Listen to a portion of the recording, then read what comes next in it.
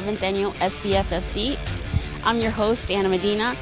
2020 has been anything but ordinary, and in the midst of this pandemic, thankfully, we're still having our championship.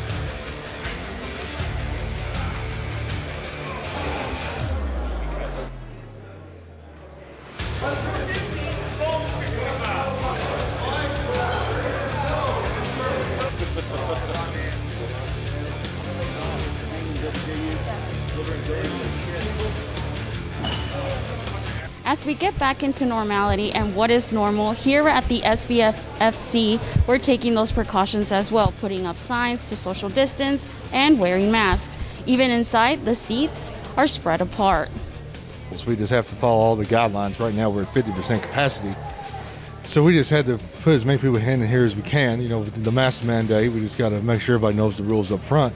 It's actually been pretty smooth. It's been a good challenge. We've risen up to the challenge. I mean, yeah, we're all wearing our mask, you know, when we're moving around and things, but everybody's got their own table. We're staying 6 feet apart, but it feels like what it always has, and that's a pretty significant accomplishment considering that we're in the middle of a pandemic. Now, masks aren't only necessary. They're also being used to express yourself as well as represent your team.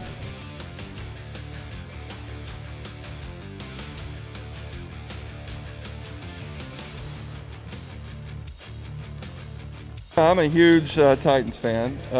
Dr. Harwood is a Tennessee Titan season ticket holder. I live in Lexington, Kentucky, but I try to go to a couple games. Of course, with the pandemic, who knows if we're going this year, but Titans have always been my favorite team. Because of the coronavirus, a lot more people are drafting different ways, from smartphones to tablets. Some are even doing it virtually. Draft rights, I'll go 100. Get 125. Basically, you're drafting online on a computer versus announcing it in person.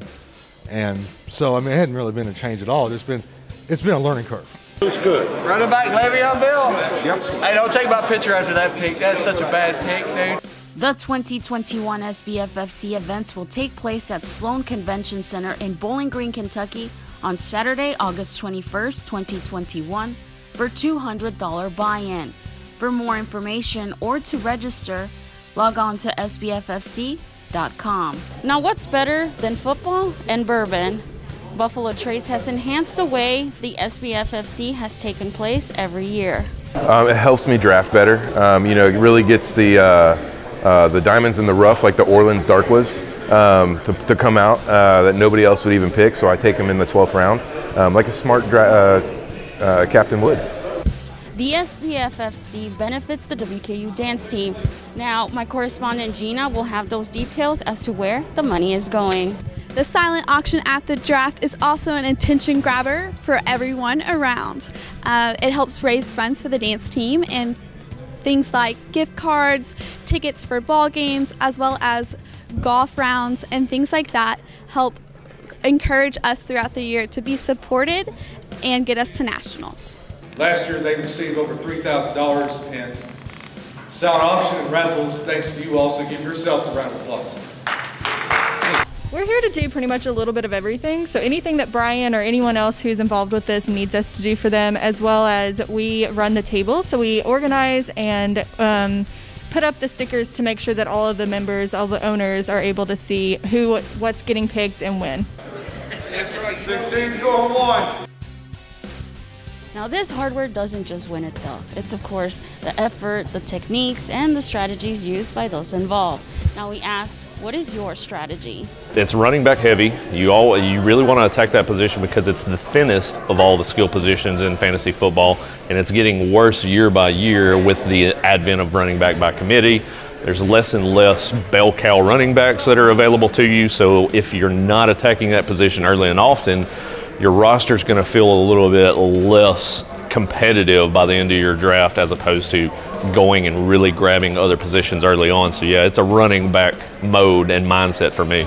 Biggest thing I think I'm looking forward to this year, I'm really doing something different. Normally I go from like pick 9 or 10 or so. This year I'm kind of looking pick 3, 4, 5 or so in that range. That's where I think the biggest value is coming this year. So changing it up a little bit this year on doing what I normally do. Let the games begin.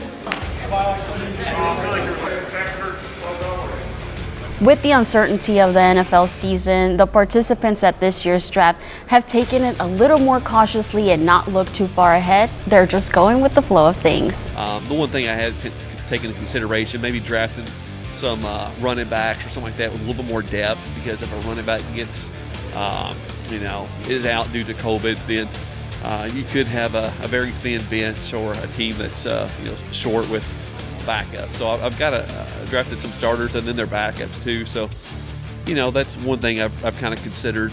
The rookies are so far behind because they didn't have normal training camp, normal OTAs. They didn't have any of that this summer. They were on Zoom till like 2 or 3 weeks ago.